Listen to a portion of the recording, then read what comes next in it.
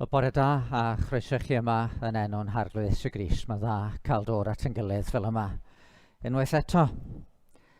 Ac mae'n sul arbennig. Na i roi coeddiadau gyntaf, wedyn newn ni sôn am y sul. Coeddiadau, y coeddiad mawr rwsos yma ydi bod nos Fercher mae'n gwrdd aelodau.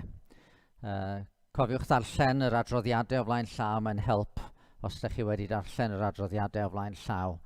A gobeithio bydd Duw yn rhoi ni olwg ar beth da ni'n neud, sut da ni'n neud o, a sut mae pethau'n symud wrth i ni symud ymlaen i'r dyfodol. Cyfarfodydd eraill fel arfer selar heno, a wedyn nos fory mae yna rhain cwrdd, a'r merched yn cwrdd ynghyd ar Zoom i drafod llyfr yr actau. Crefftau Pnawn Mawrth, a wedyn nos Wener mae cyffro seler, dim nos Wener yma.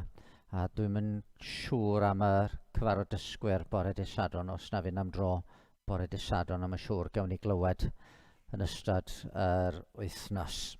A sil nesa, da ni'n edrych ymlaen at groesawu Alun yma, Alun Thomas yma i arwain yr oedfa yn y bore. Fel dydys i, mae'n sul arbennig, mae'n sul Pentecost. Chi'n cofio yn llyfr y proffwyd Ezekiel? Dyma Ezekiel yn cael ei arwain i ddyffryn yn llawn esgyrn. A mae'r esgyrn yma yn sychion iawn. A gofynodd Duw i Ezekiel, fab dyn, a all yr esgyrn hyn fyw?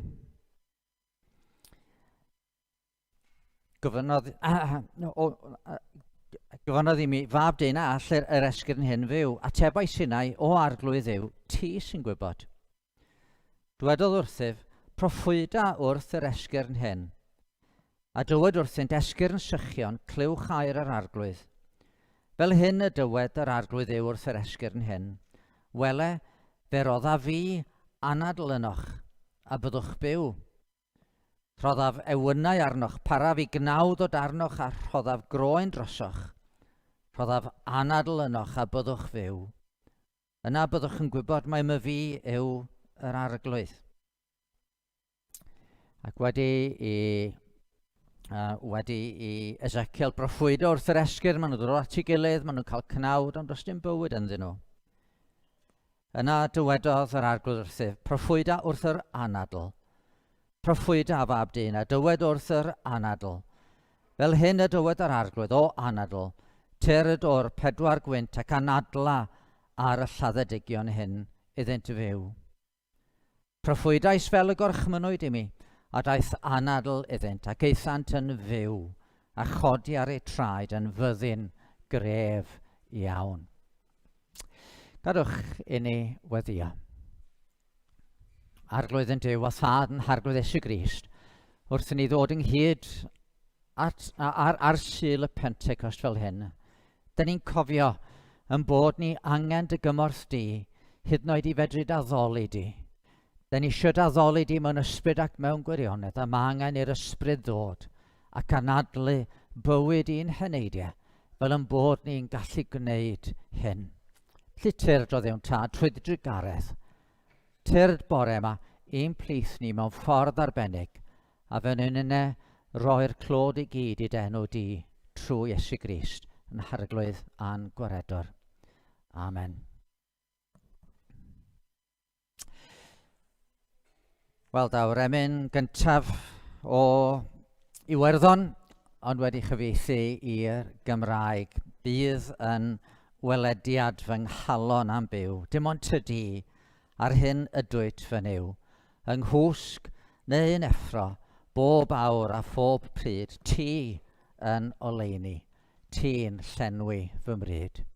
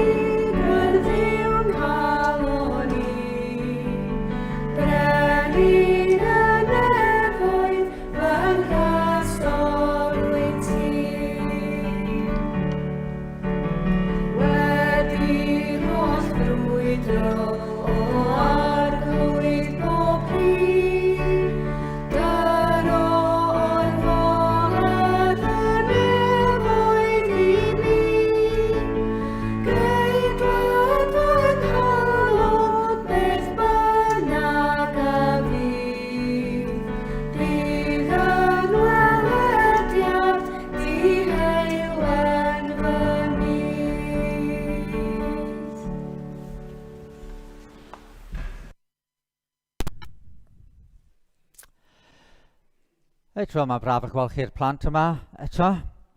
A'r rhai ifanc, dyn ni'n falch iawn o gael eich cwmni chi. A o'n i'n meddwl, faint o'ch chi sy'n hoffi darllen? Faint o'ch chi'r plant sy'n hoffi darllen? A na rai ohonoch chi. Reit. Pawb ddim yn hoffi darllen, ond mae rai ohonoch chi. Reit. Dwi eisiau... mae yna eiriau mynd i ddod fyny ar y sgrin rwan. A dwi eisiau i unrhyw un sy'n deall be mae hwnna yn ddeud roed i dwylo fyny. Dwi'n eisiau ddeud beth ydy ystyr y geiriau, ond ydych chi'n gallu gweld rheina. A neb yn deall y geiriau yna. Dwi'n meddwl mae ffordd mae'n swnio fel hwn ydy. Zoti Ffrwd Byw im asgje nykto te me mungoja. Rhywbeth fel yna ydy, ia? Ydych chi'n mynd deall na? Reit. Beth am y nesaf yma? Mae hwn yn swnio falle dim cweit mor od, ac eto mae ddigon od yn dydi? Hera on minwn paimeneni ei minolta mitan pwtw. Ddim yn siŵr os mae dy fel yna ydych chi'n ddeud o, ond os dwylo fyny unrhyw un sydd yn deall, unrhyw un o'r oedolion yn deall? Na, mae ni yn meddwl bod ni'n gwybod. Reit. Y nesaf, dwi'n siŵr bod yna rhywun yma yn deall yr un nesaf yma. A mae yna, dwi'n mynd i ofyn be di o, ond mae yna ambell i air fanna sydd yn edrych chydig bach yn gyfarwydd i ni. Mae Jehova yn un gair yn falle mae Jehova maen nhw'n deud, dwi'n yn siŵr. A mae pastor yn edrych chydig bach yn gyfarwydd. Neu bod plant yn deall hwn yna? Na, be am y nesaf yma?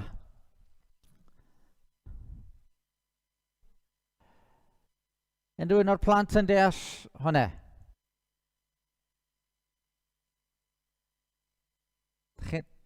Dych chi'n, wel, rhywfaint ono fe beth bynnag. Na fo.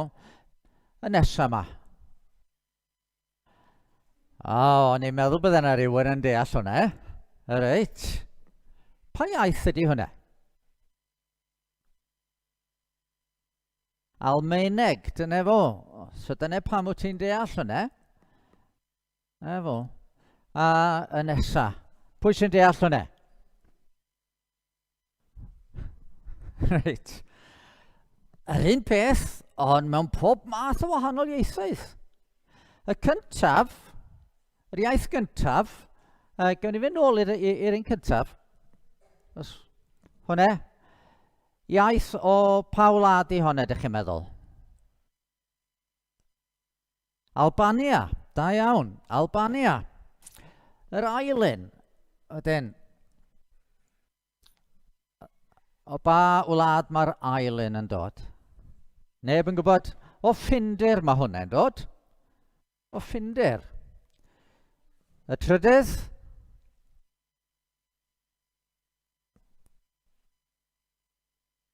Un o'r oedolion yn gwybod, mi'n siŵr? Ie? Na, dim Rwmenia. Agosach na Rwmenia. O Sbaen mae hwnna yn dod. A'r nesaf wedyn, mi'n siŵr bod rhywun yn gwybod o ba wlad mae hwn. Ffrainc, dyna fo, Ffrainc.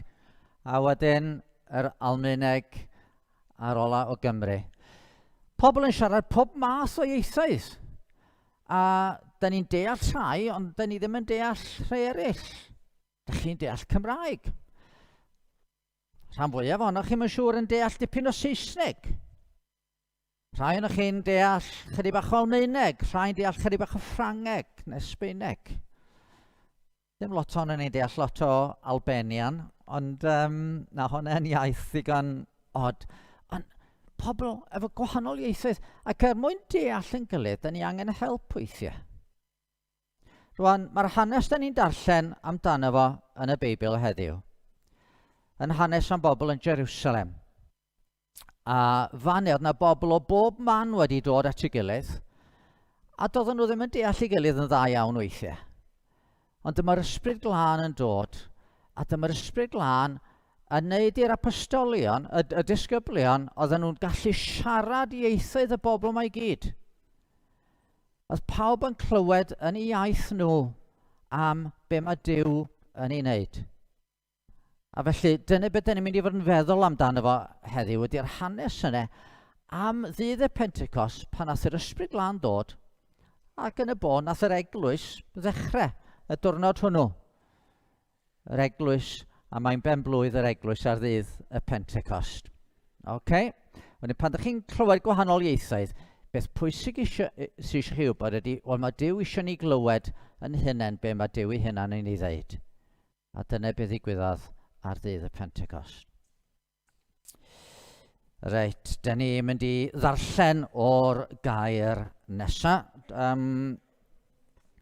A dwi'n darllen o lyfr yr Actau a'r hanes ni'n sôn amdano fo. Llyfr yr Actau ar ail bennod. A fel da ni'n cofio, oedd yr arglwydd Iesu Grist wedi byw ar y ddaear, wedi cael ei groesoeli ag atgyfodi, ac wedyn wedi esgyn i'r nef. Wedi mynd fyny i'r nefoedd. Y bythefnos yn ôl, o'n i'n sôn am fod Duw wedi cymryd Iesu i'r nefoedd am bod yn mynd i ddod yn ôl rhyw ddydd. A wedyn 10 diwrnod ar ôl i'r arglwydd esgyn i'r nef, oedd hi'n ddydd y Pentecost. A dyma da ni'n darllen. Ar ddydd cyflawni cyfnod y Pentecost, roeddent oll ynghyd yn yr un lle, ac yn sydyn fe ddaeth o'r nef sŵn fel gwynt grymus yn rhithro, ac fe lanwodd yr holl dŷ lle roeddent yn eistedd. Ymddangosodd iddynt dafodau fel o dan yn ymrannu ac yn eistedd un ar bob un ohonynt, a llanwyd hwy oll ar Ysbryd Glân. A dechreuant lefaru a thafodau dieithr, fel yr oedd yr ysbryd yn rhoi lleferydd iddynt. Roedd yn preswylio yn Jerusalem i ddewon pobl ddiwiol o bob cenedl dan y nef. Ac wrth glywed y sŵn hwn, fe ymgasglodd tyrfa ohonynt. Ac roeddent wedi drysu'n lan, am fod pob un ohonynt yn ei clywed hwn siarad yn ei iaith ei hun.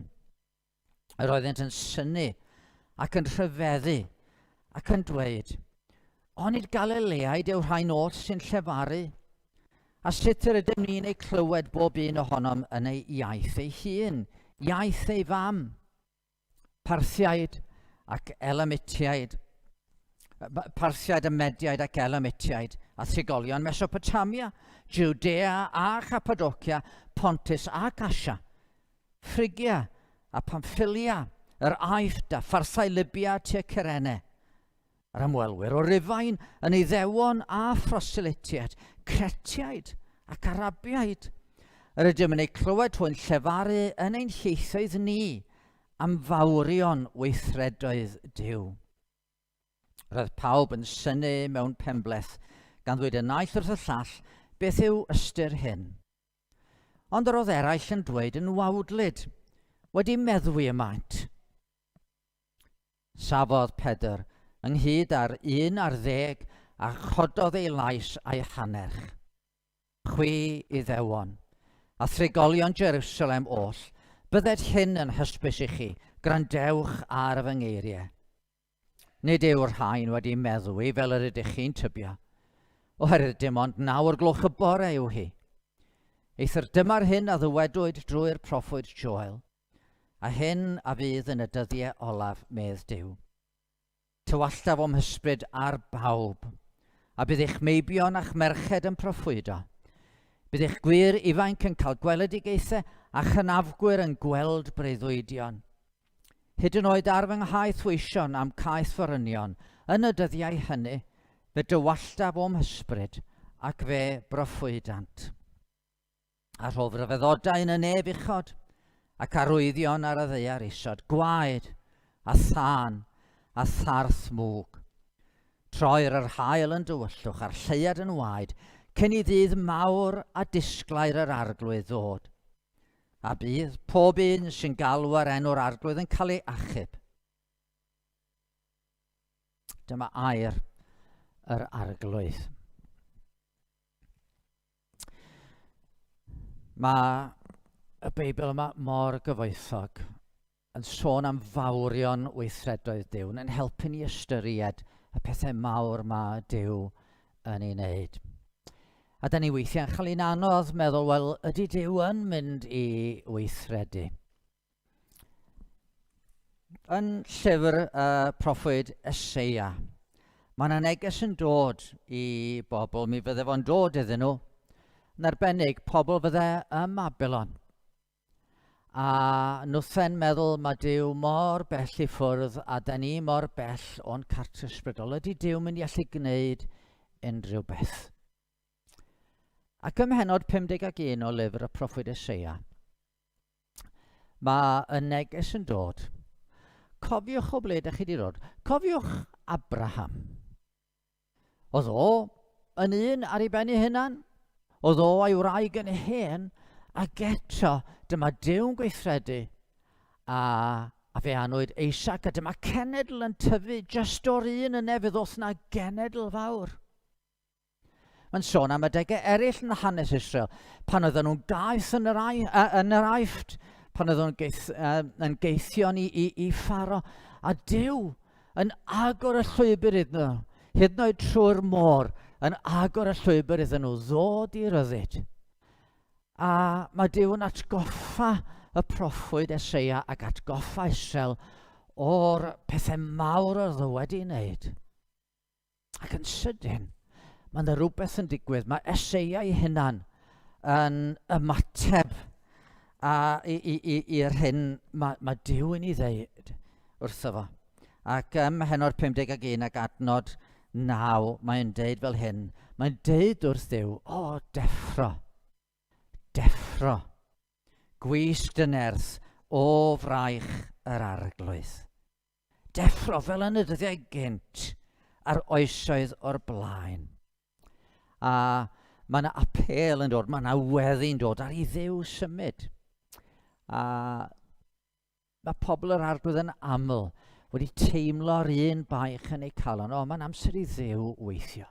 A dyna mae'r emyn nesaf yma yn hannog ni i ofyn i Dduw amdano fo. Mae'r emyn yn gofyn i Dduw symud. O, deffro, deffro, gwisg dy nerth o brydferth fraich yr arglwydd.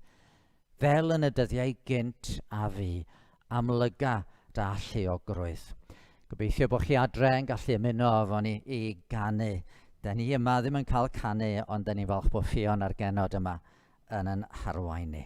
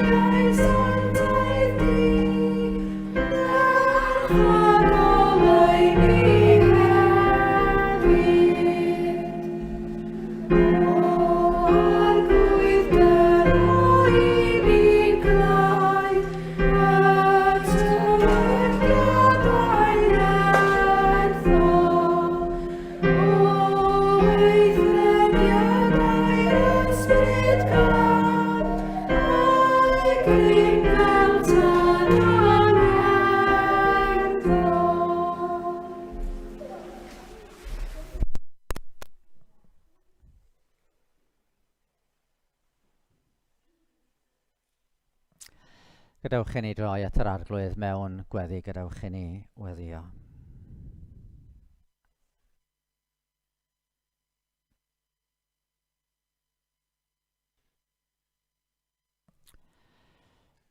O arglwydd ein Duw a thad ein harglwydd Iesu Grist. Da ni'n troi at ti y bore yma. Yn cofio unwaith eto mae gras ydy'r hyn sydd wedi agor y drws i ni gael dy alw di yn dad. Mae gras sydd wedi dod i ddylanwadu arno ni trwy gymorth yr ysbryd glân. Da ni ddiolchgar o ddewn tad am y gras ddaru benderfynu nôl yn rhagwyddoldeb y bydde ti am gael pobl i ti dy hunan ac bydde ti am arllwys dy gariad allan ar rai fel ni. Da ni diolch am y gras nath broffwydo bydde dydd yn dod pryd y bydde ni yn cael yn llenwi ar ysbryd glân. A bydde'r ysbryd glân yn rhoi y cymorth i ni fedru dy gyfarch di fel yn tad ni, i ni fedru cael yn newid i fod yn fwy sanctaidd, i ni gael yn denu ar dy ôl, fel y bydden ni ryw ddydd yn cael mwynhau tragwyddoldeb gyda thi. Da ni diolch o ddewn tad am y gras ddanfonodd dy fab i'r byd, a hwnnw'n dod o'i wirfodd mwyn rhoi i hun yn aberth dros yn pechodau ni. A da ni'n diolch ti o ddewn tad am y grym oedd ar waith yn yr arglwydd, i wrth sefyll yr un drwg, i gymeryd yn baich ar ei gefn ei hunan ac i goncro marwolaeth ac atgyfodi y trydydd dydd. A da ni'n diolch o ddewn tad. Yn arbennig heddiw o feddwl am ddydd y Pentecost, pryd y gnest ti gyflawni'r addewid, roddwyd gan dy fab i'w ddisgyblion.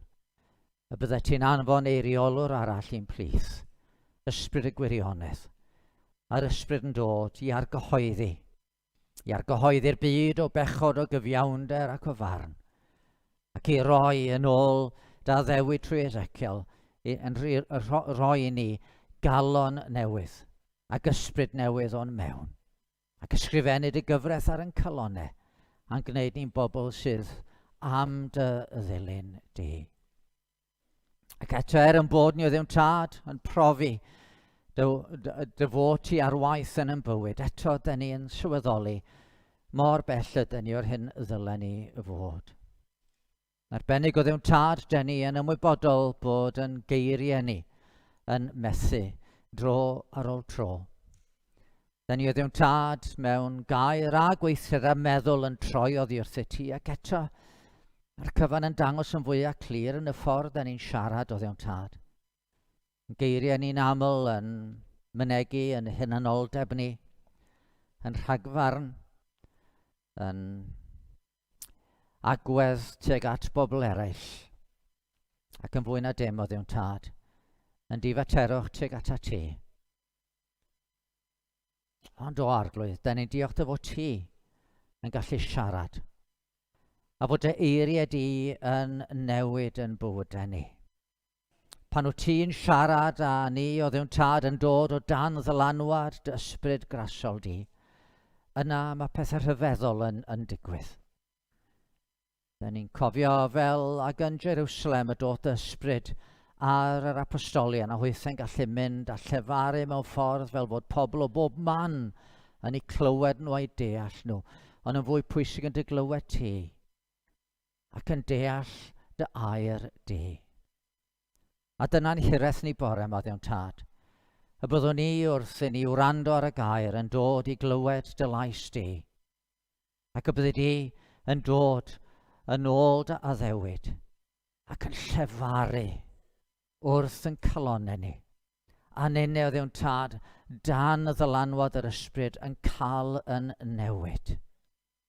Felly arglwydd, da ni'n dod gan ddeiseb mewn gwirionedd y byddi di trwy dy air y bore yma yn symud ni.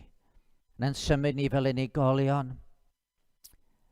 Ni sydd yma yn y capel, pawb sydd adre yn gwylio, o arglwydd y byddi di yn gweithredu yn bywydau ni. Ond nid jyst fel unigolion, ond fel eglwys o ddewn tad. y byddwn ni'n cael yn newid a'n symud, oherwydd da ni'n byw mewn cyfnod pryd mae angen i dy eglwys di fedru sefyll ar ei thraed a bod yr hyn ddylech i fod. Mae angen goleuni ar yn cymdeithas. Mae angen arweiniad i'n cymdeithas. Mae angen i ti symud a newid yr awyrgylch ysbrydol yn yn gwlad. Ac felly arglwydd, da ni'n gofyn ar i ti wisgo dy eglwys a nerth wrth i dy ysbryd glân di ddod a symud yn yn plith ni. A dyna pam da ni bore ma'n gofyn neu di siarad efo ni rwan. Neu di wneud pethau da yn ein bywydau ni y rwan. I ni gael bod yn fendith i'n gwlad. I ni gael bod yn oleuni fydd yn llywyrchu mewn gwirionedd yn ein cyfnod ni. Felly arglwydd, da ni'n dod gan ofyn i ti faddau yn Byw. O, maen nhw'n frith o ddewn tad. Maddau yn Byw. Ysgweli di fod yn dda. Closiata ni. Tyrd a gweithio ynddo ni.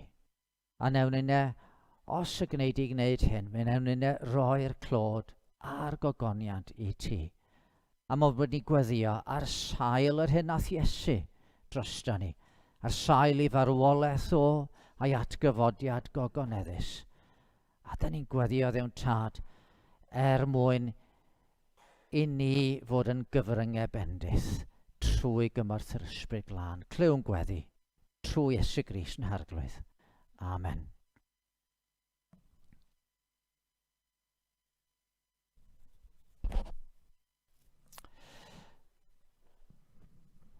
Wel, pan da chi'n gwylio rhaglenni teledu, mae'n dibynnu pa sianel da chi'n wylio, ond yn reit aml da ni'n cael hysbysebion ac felly da ni'n cael hysbyseb rwan.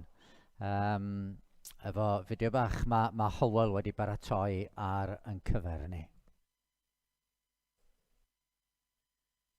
Dyna chi o lyfr o'r enw Gentle and Lowly gan ddyn o'r enw Dane Ortland. Nawr, ar yr olwg gyntaf, mae gennym ni ryw glawr super hen ffash.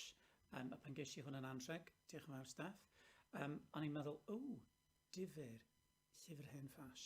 Ond mae hwn yn lyfr cyfoes, mae o'n lyfr perthnasol, a mae'n lyfr andros o hawdd i'w ddarllen. 23 o benodau, so mae'n cymryd rhyw chwarter awr i gymryd amser i ddarllen penod ac i'w ystyried, yn sôn am cariad Crist tuag at I bobl ac yn sôn am calon Crist tuag at ni fel rheini sydd yn credu. Mae bendith ar bob tudalen. Mae o'n herio ac yn argyhoeddi ni mewn ffordd tyner, mewn ffordd andros o berthnasol, ac yn agor y gair a rhai o'r diwynyddwyr mawr, allai hyd yn oed deud y gair, mewn ffordd andros o rhwydd. Chwarter awr y penod, dwi wedi cael bendith bob bore am yr wythnosau diwethaf wrth ddarllen penod. So, Gentle and Lowly gan Dane Ortland, chwiliwch allan am y clawr hen ffasiwn, ond peidiwch wir a'i feirniadu yn ôl y clawr. Diolch. Diolch Hywel. Hywel yn rhoi hysbyseb am lyfr efo clawr hen ffasiwn. O'n i'n wedi meddwl amdano fo fel yna, ond dyna fo. A dwi'n yn siŵr, ydy'r llyfr yma ar gael ar safle we'r mudiad? Yndi. So, da chi'n gallu ordro fo trwy y mudiad neu trwy gysylltu efo Steffan neu Beca. Mae nifer ohono ni wedi darllen y llyfr ac yn sicr wedi ffeindio fo'n lyfr cynorthwyol. Cynorthwyol iawn. Wel, a mae Hywel a'r teulu yn mynd i arwain ni wrth i ni feddwl am y gân nesaf, y gân Purang halon I, gad i'n fod fel aer ac arian gwerthfawr. Purang halon I, gad i'n fod fel aer, aer coeth.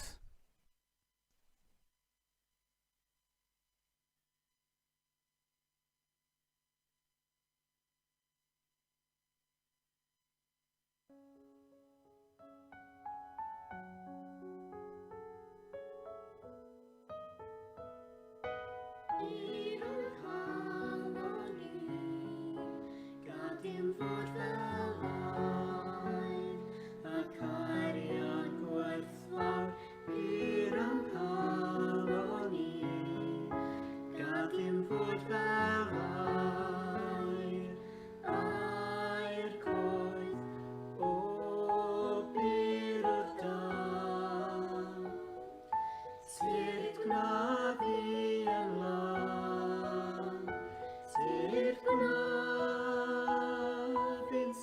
sanctae, sanctae Ffrwd Byw, dewis bod yn sanctae, wedi fy rhoi I ti fy meistr, parod I efyddhau.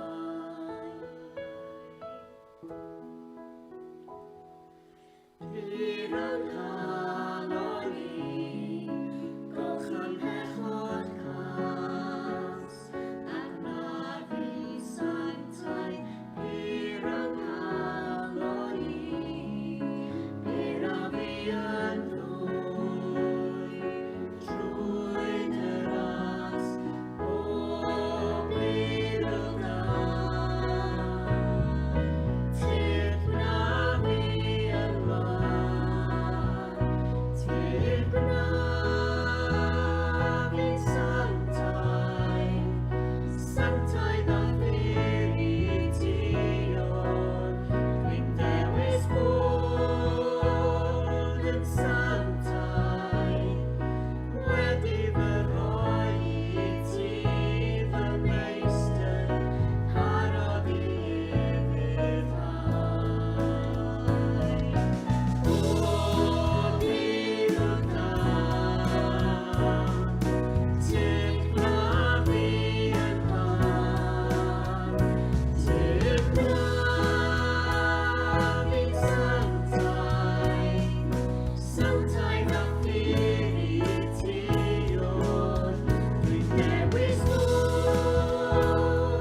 yn sanctae, wedi fy rhoi I ti fy meistr, parod I efyddhau.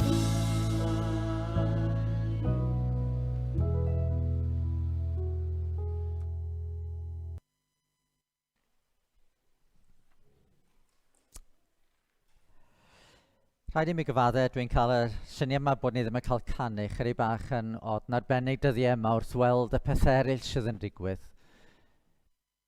Tybed fysa llythyr oddi wrth rhai o'noch chi, Mark Drakeford, yn awgrymu bod ni fel eglwys a bod eglwysi wedi bod yn hynod o dda am gadw at y rheolau I gyd, bod hi'n iawn I ni gael canu. Hyd yn oed efo masgiau canu'n dawel, mi fydda hynny yn rhywbeth. Dwi ddim fel arfer wneud pwyntiau gwleidyddol yn y pulpit, ond rywsut dwi'n meddwl falle bod ni'n hen bryd iddyn nhw ystyried newid pethau, achos mae gymaint rhan o'n bywyd ni, o'n mynegiant ni fel eglwys, bod ni'n cael canu i'r arglwydd. Wel, beth bynnag, gadwch i ni droi at air Duw ac at yr hanes o'n ni yn ei ddarllen yn gynharach o lyfr yr actau a'r ail bennod.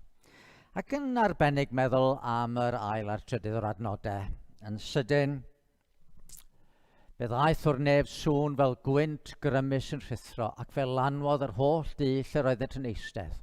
Ymddangosodd iddynt dafodau fel o dan yn ymrannu ac yn eistedd un ar bob un ohonynt. Ond yr wythnos diwetha, fe werthwyd capel ym Mhen Llŷn, capel Bethania Pistyll. Fe brynwyd y lle am dros 250,000 o bunnoedd, 257 o filoedd o bunnoedd, a hynny mwyn I droio yn du gwyliau, yn du haf.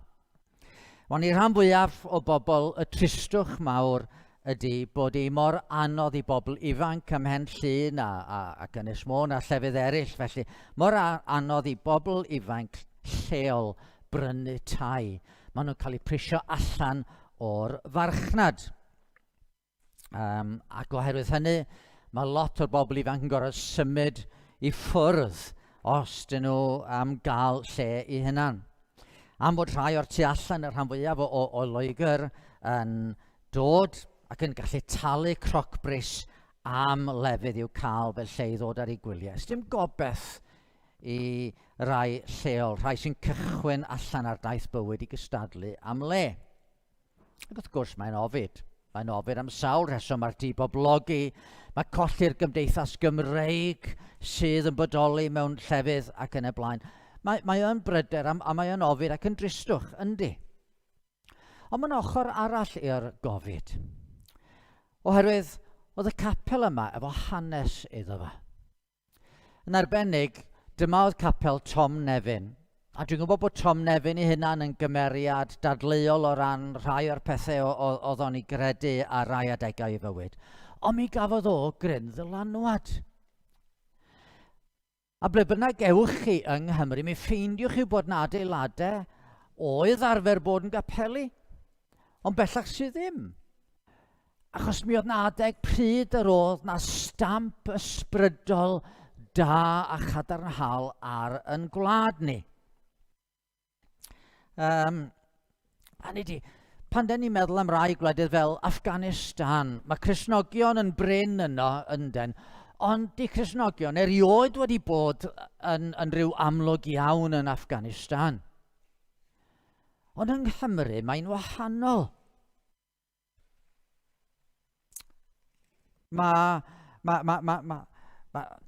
Dyma gwlad y diwygiadau. Dyna fel mae lot o bobl mewn rhannau eraill o'r byd yn adnabod Cymru fel gwlad y diwygiadau.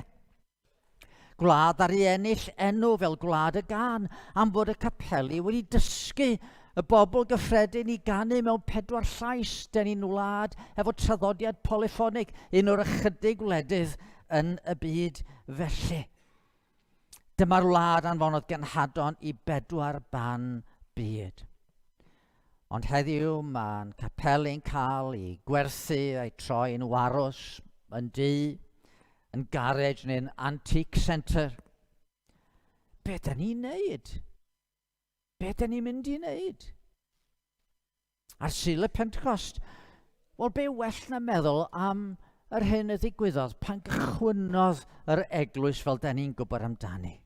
Y man lle ganwyd yr eglwys, lle ddoth yr ysbryd glân i lawr a 3,000 o eneidiau yn dod i brofiad byw o'r arglwydd. Ac mewn dyddiau pryd, dyn ni'n clywed bod na sawl capel a falle ddim yn mynd i ail agor ar ôl y pandemig. Bod mwy o gapeli'n cael. Mae edrych ar hanes fel hyn gobeithio mynd i godi chydig bach o hireth yn calonnau ni, fel yn bod ni yn gallu deud efo Eseia, o deffro, deffro, gwisg dy nerth o brydferth fraich yr arglwydd. A wrth droi at yr hanes, ie, da ni'n cofio bod na rhywbeth unigryw am y Pentecost. Dyma oedd yr addewid arbennig oedd Iesu wedi roed i'r apostolion, y bydde fo wedi esgyn at ei dad yn gofyn a byddai dad yn anfon eiriolwr arall i'n plith ni. Mae yna rai pethau sydd yn unigryw am y digwyddiad yma, ond mae yna rai pethau da ni yn gallu dysgu a fydd gobeithio yn gallu bod yn help i ni heddiw. A'r peth cyntaf dwi eisiau meddwl amdano fo ydy y sŵn o'r nef. Y sŵn o'r nef. Mi oedd y 120 oedd yn Jerusalem wedi bod yn disgwyl. Oedd 10 diwrnod wedi mynd heibio ers i Iesu esgyn i'r nef, a nhw'n wedi mynd yn ôl i Jerusalem. Yn gasglu efo'i gilydd, ond allan o'r golwg, yn y dirgel. Oedd digon o sŵn yn y ddinas oedd, yn y farchnad, yn y deml, yr holl wahanol bethau oedd pobl yn ei gwneud, pob dim o enedigeth i farwolaeth pobl. Oedd y cyfan yn digwydd o'i cwmpas nhw, ond roedden nhw yn ddistaw. Oedden nhw jyst yn ddistaw, oedden nhw'n disgwyl. Oedd Iesu wedi atgyfodi, oedd ganddyn nhw wybodaeth ar dystiolaeth, oedd y gwaredwr wedi bod ni dysgu nhw am 40 o ddyddiau ynglyn â'r hyn oedden nhw i wneud, a fydden ni dychmygu bydden nhw am fynd allan i drio perswadio pobl. Drychwch beth sydd wedi digwydd, ond na, doedden nhw ddim. Oedd ganddyn nhw'r newyddion syfrdanol am fab Duw yn concro marwolaeth, ac eto, doedden nhw ddim yn mynd allan. Oedden nhw'n aros, yn disgwyl. Oedden nhw'n gosod trefn ar ambell i beth fel cael rhywun yn i gymryd lle Judas Iscariot, ond disgwyl. Ac yna, bydd os yna sŵn o'r nef. Rhywbeth o'r tu allan iddyn nhw. Rwan, yr oedd Duw yn symud. Fel fysa C.S. Lewis yn ei ddeud o, Aslan is on the move. Oedd Duw yn dechrau gwneud rhywbeth. Oedd yr ysbryd glân ar waith. Nid rhywbeth roedd yn nhw'n ei gynhyrchu hunain oedd hwn, oedd y sŵn wedi dod o'r nef, oedd y sŵn oedd i allan. Oedd Duw yn gwneud rhywbeth ac yn dod atyn nhw. Chi'n gweld oedd Iesu wedi dweud, doedden nhw ddim yn mynd i allu gwneud y gwaith ar ei pen ei hunain. Oedd o wedi dweud, hebo fi, ni allwch chi wneithwyr, dim ar wahân i mi, fedrwch chi'n wneud, dim byd o gwbl. Newch chi ddim perswadio unrhyw un i edifarhau. Newch chi ddim perswadio unrhyw un i roed ei ffydd yn ddoi. Rhaid i chi'n halu. Ond oedd Iesu wedi mynd. Ond rwan, mi oedd na un arall yn dod. Roedd ysbryd Iesu yn dod. Fe o fyna fyna i'm tad ac fe rydd ef i chi reolwr arall i fod gyda chi am byth. A dyma'r addewid yn dod yn wir ar y sylgwyn ar ddiwrnod y Pentecost. A mae'n ddiddorol yn dydy, diwrnod y Pentecost oedd y diwrnod y bydde'r Iddewon yn dod â ffrwythau'r cynheuaf, ffrwythau cyntaf y cynheuaf i'w roi ger bron yr arglwydd, y blaen ffrwyth, oedden nhw'n dod a'i roed o i'r arglwydd. A dyma ffrwyth cyntaf yr Efengil yn dod ar y diwrnod yma yn Jerusalem. A 3,000 o bobl yn dod i gredu a chymryd i bedyddio mwyn cyffesu i ffydd yn yr arglwydd Iesu. Rwan fel y dydesi, mae'n rhywbeth arbennig am y Pentecost oes. Dydyn ni ddim yn yr un lle yn union. Oherwydd, mae'r ysbryd glân eisoes wedi dod. Mae ar waith yn byd, a dio ddim wedi alw eto yn ôl i'r nef. Mae'r ysbryd glân yn calonau ni yn barod. Mi oedd yr ysbryd ar ddydd y Pentecost yn dod am y tro cyntaf yn y ffordd newydd yma. Ond mae o yma yn y ffordd newydd yma ar hyn o bryd. Den ni'n mynd gorfod gofyn i Dduw ddanfon i ysbryd o'r nefoedd ar un olwg. Ond, mi oedd y disgyblion fel yma'n cael ei llenwi ar ysbryd. Ac yn sicr, mae eisiau i ni gael yn llenwi ar ysbryd glân. Nid sut da ni'n mynd i wneud y gwaith. Dwi'n aml efo'r syniad, wel, dwi'n gwneud rhywbeth a dwi'n gofyn i'r ysbryd glân, please, wneud i'n helpu fi wneud o.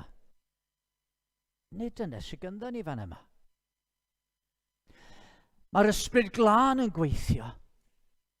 A mae'r disgyblion yn cael dod fewn o petai i gael ei defnyddio gan yr ysbryd glân. Nid yr ysbryd yn helpu ni, ond yn ytrach, yr ysbryd yn gweithio a ni yn cael yn defnyddio gan yr ysbryd glân fel rhyw offerynnau, yn sianelu i'r ysbryd felly weithio a gwneud ei waith.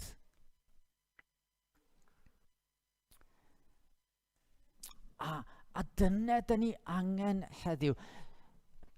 Dwi'n cael ein anodd cofio mor eithafol ydy'r hynddydodd Iesu Grist. Ar wahân i fi, fedrwch chi wneud dim.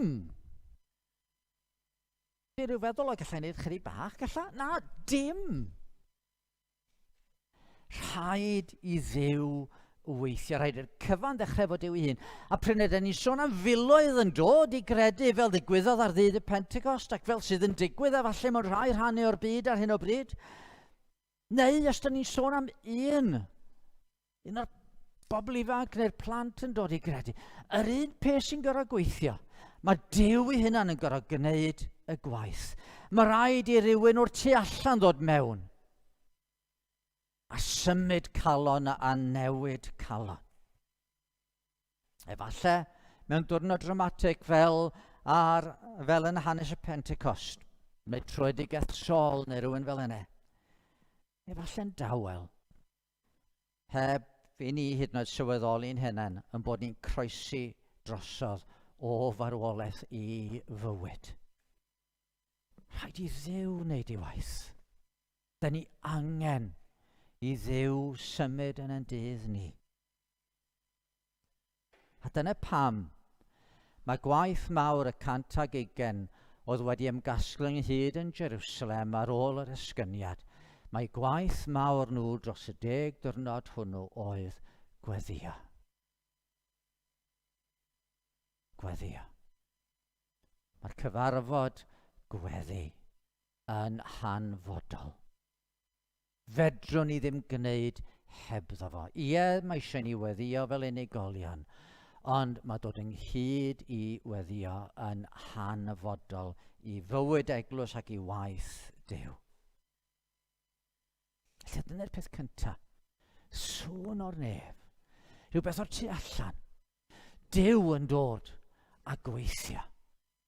Duw yn dod a symud yn plith ni.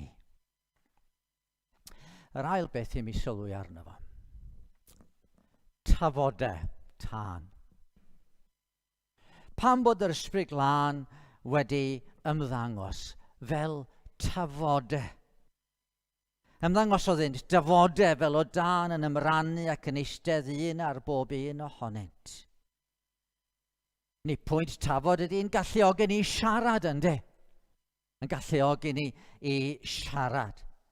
A'r effaith ar yr apostolion oedd ei gyrru yn o allan i siarad, i bregethu, i sôn am Iesu, ie mewn gwahanol ieithoedd.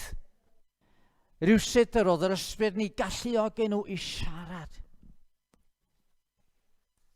A'r cwbl oedd Duw isio i ddigwydd, oedd bod pobl yn dod i swyddoli fod o ar waith ac oedd o eisiau i bobl glywed am y pethau mawr yr oedd o i hynna nhw wedi wneud a'r pethau oedd o eisiau i gwneud nhw.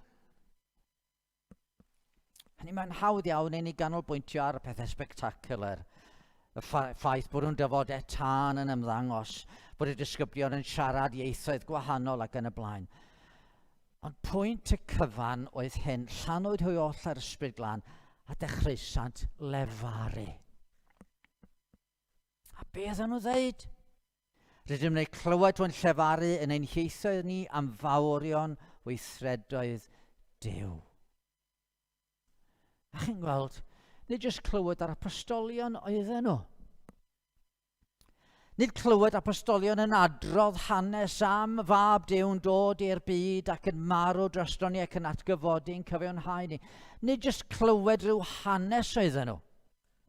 Pan glywsant hyn, sy'n ni wedi darllen ymlaen yn y benod, pan glywsant hyn fe dwysbigwyd yn eu calon a dywed. As yn wrth Pedr a'r apostolion eraill, beth awn i gyfeillion? Oedd nhw wedi clywed mwy na just Pedr, oedd nhw wedi clywed Duw'n siarad efo nhw, de? Adwch chi mi roi o fel hyn. Dwi'n sôn yn arbennig am bregethu rwan. Ond mi allan ni sôn am rhywun yn rhoi tystiolaeth.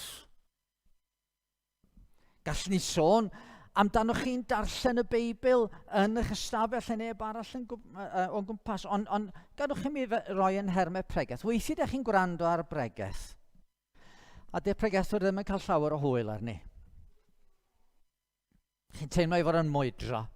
Da chi'n siŵr iawn be di'r pwynt mae'n drio wneud. Mae o fel sef o ddim yn siarad yn rhyw eglur iawn, dydy ddarlunio efo ddim yn gret ac yn y blaen. A mae pob pregethwr yn cael dyddiau fel yna. Lle da ni'n dod a da ni yn stryglan. Da ni yn... da ni'n gweud niwl fel petai yn ytrach na bod ni'n gallu bod. A mae hynny'n gallu digwydd weithiau. Dro arall, da chi'n gwrando ar bregeth, a mae bregeth dda.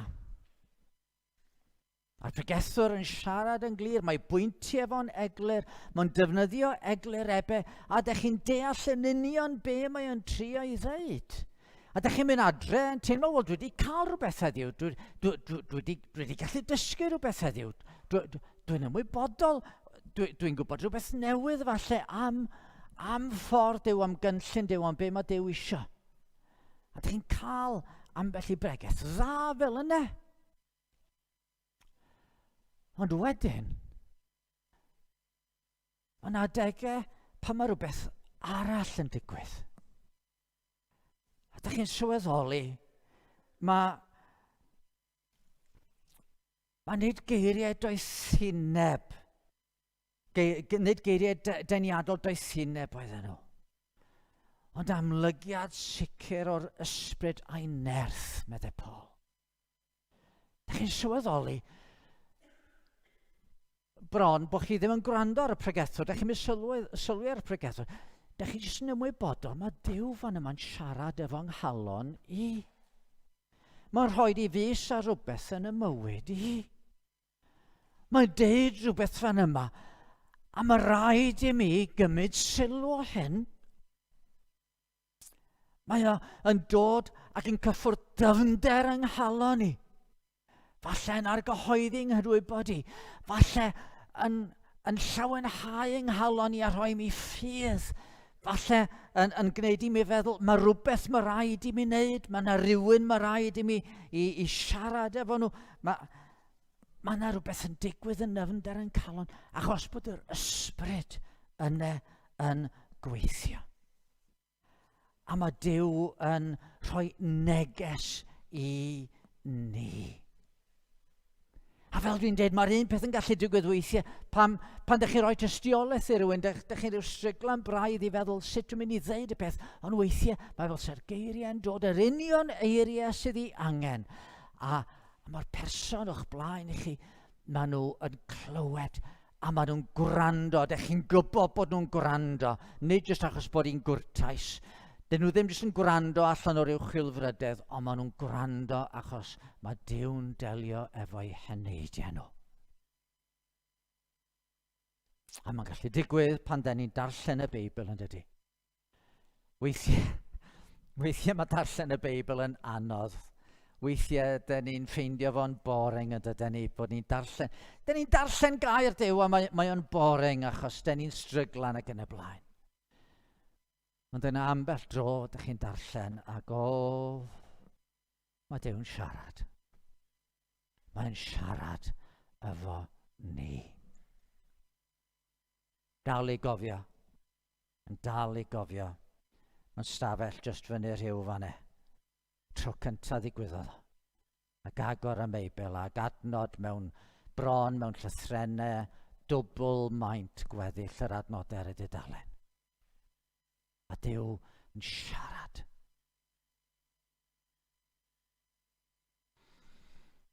Pan da ni'n gweddio,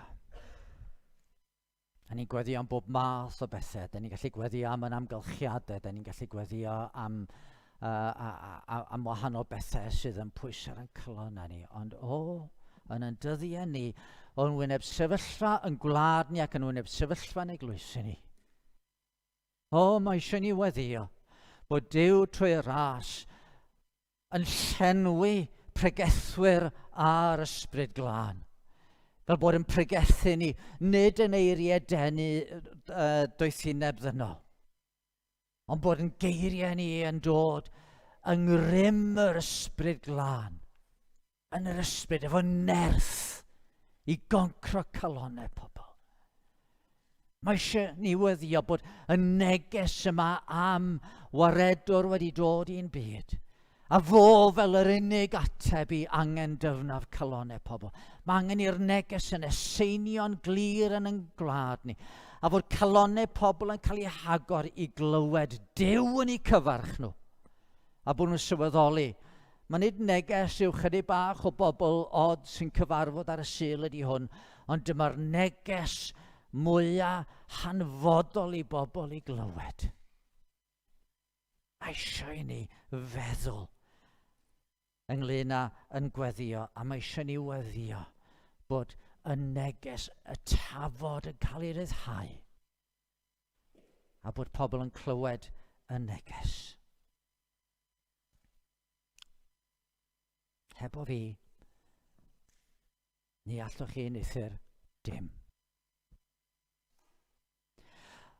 Ond mae yna un peth arall dwi eisiau sylwi cyn gorffen. Tafodau tân. Tafodau tân oedd rhain. Sut ydych chi'n teimlo? Ydych chi'n gweld tafod o dan yn disgyn ar eich pen chi? Dychmygwch y peth. O! Fysen ni eisiau ffoi, fysen ni eisiau chwilio am ddŵr o len, fysen ni. Panic. Ond mae tân yn cael ei gysylltu yn y Beibl efo presenoldeb Duw, yn dydi? Ezekiel.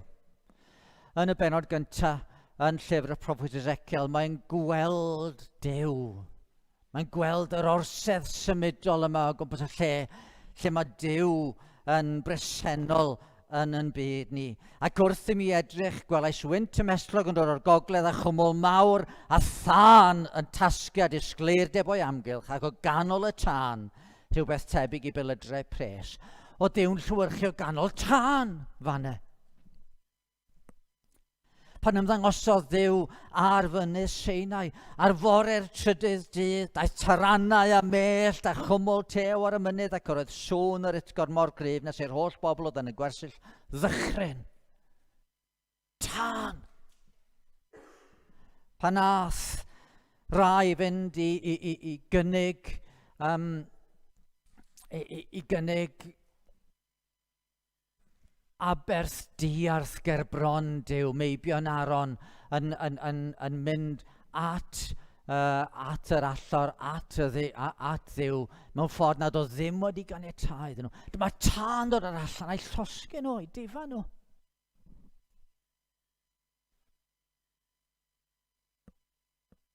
A ydych chi'n ei gofio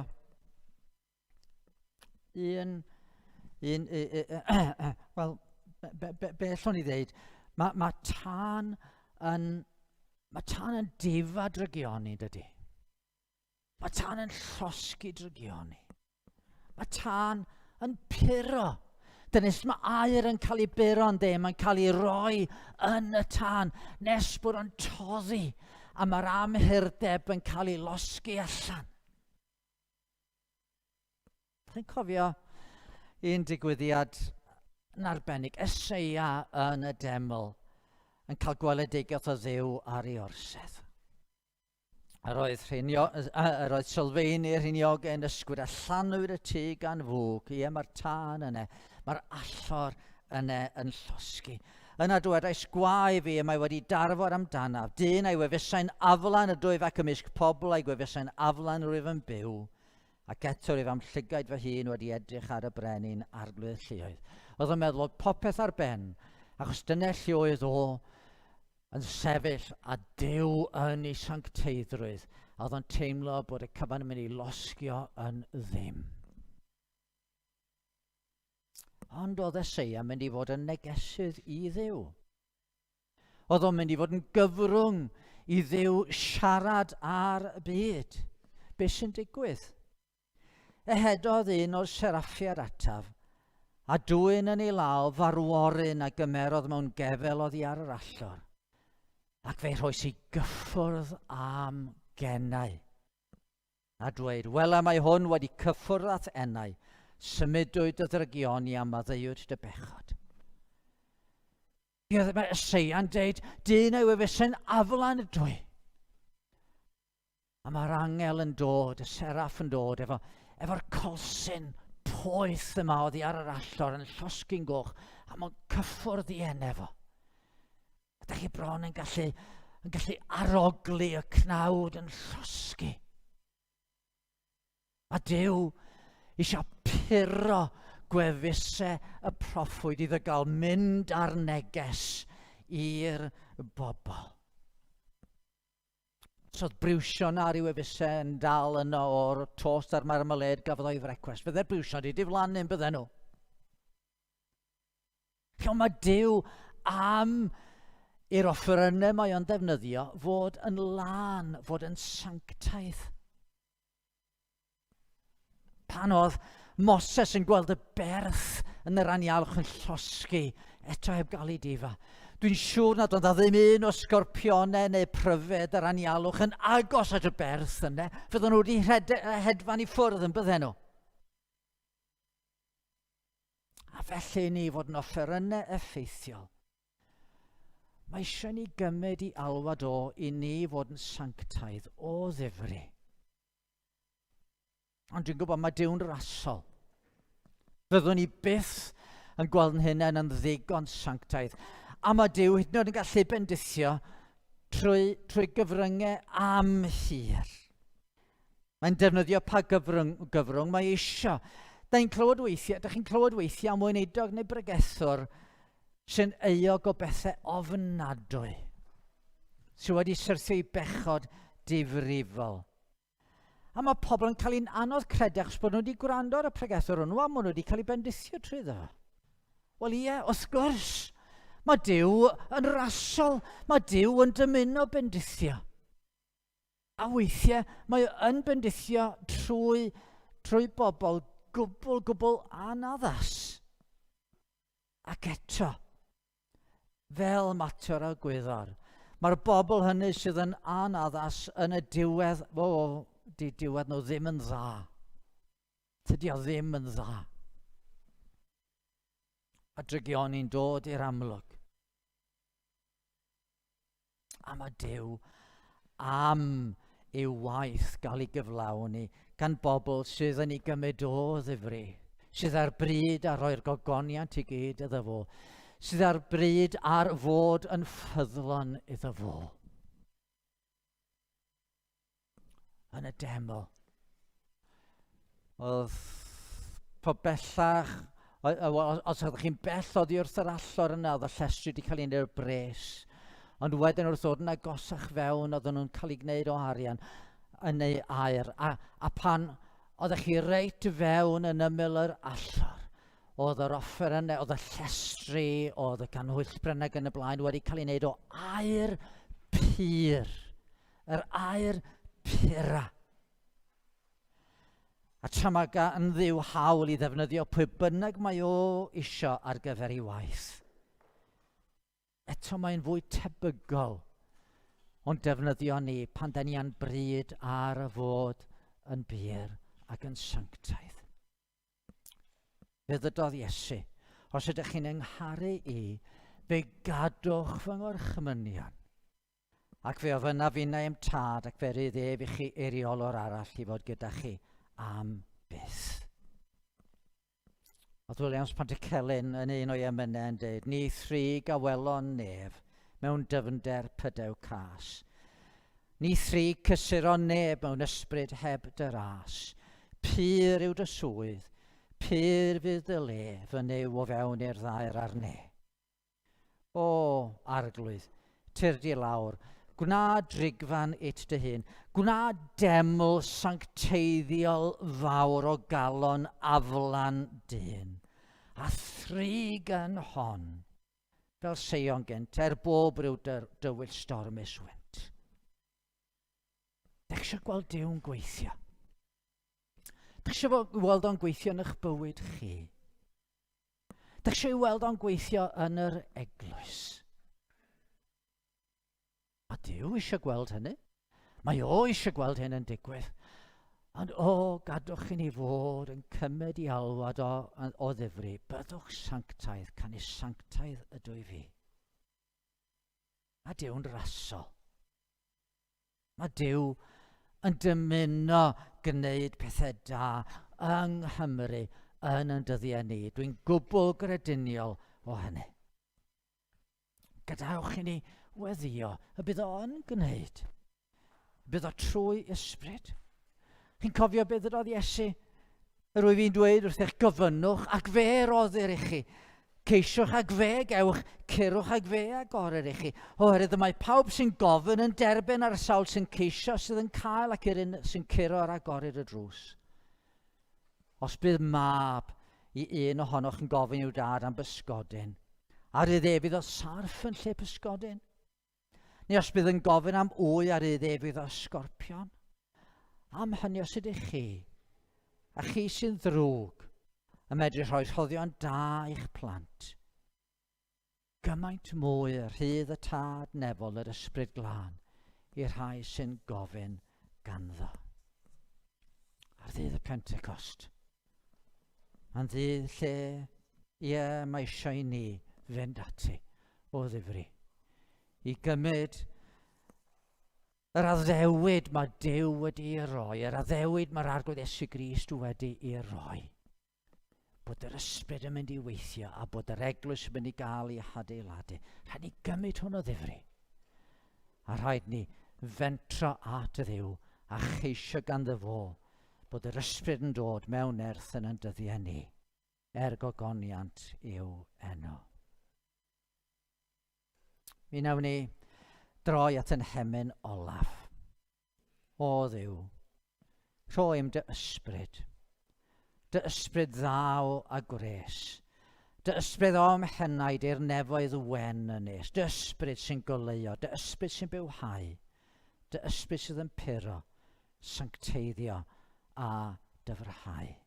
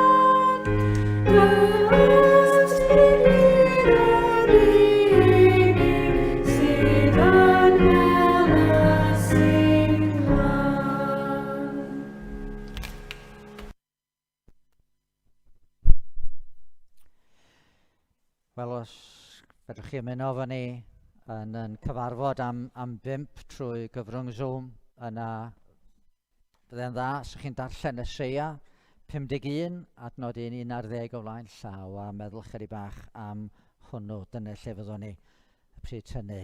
So os rhywun eisiau ymuno efo ni, cysylltwch a newn ni ddanfon y ddolen Zoom i chi. Yn y cyfamser, gadwch i ni roi'n hunain yng ngofal Duw. Arglwydd, da ni am dy weld yn gweithio yn dyddiau ni, yn gwlad ni ac yn calonnau ni. Da ni sy'n ddrwg ac eto'n gallu rhoi rhoddion da'n plant yn troi ata ti i ofyn, i geisio, i guro ar ddrws gras. A wneud i trwy nerth dy ysbryd symud unrhyw rwystre sydd ynddo ni, mwyn i ti gael gwneud yr hyn rwy ti yn ei ddymuno yn ein plith. Amen.